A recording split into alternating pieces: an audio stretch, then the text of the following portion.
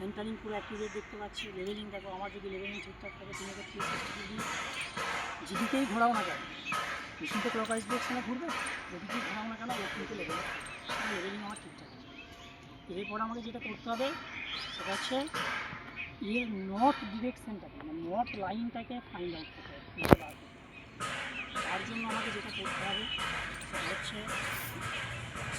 প্রথমেই যেটা করতে হবে সেটা হচ্ছে 0 0 বেঁধে ফেলতে, ঠিক আছে? মানে আপার ভার্নিয়ার যেটা হচ্ছে মেইন স্কেল আর ভার্নিয়ার স্কেল, সেই দুটোকে 0 0-তে বেঁধে ফেলতে। ভার্নিয়ার এতে 0 0 আর ভার্নিয়ার বিটাতে 0 আর 180 বেঁধে ফেলতে। যথারীতি আমি তাই করবো। তার জন্য আমি প্রথমে কী করলাম, আমার যে লোয়ার টেনজেন্ট স্ক্রু সেটাকেও খুলে দিলাম, আর তার সাথে আপার টেনজেন্ট স্ক্রু এটাকেও খুলে দিলাম। তাহলে আমি যে কোনো জায়গাতে রেখেই এটাকে 0-তে রাখতে পারি।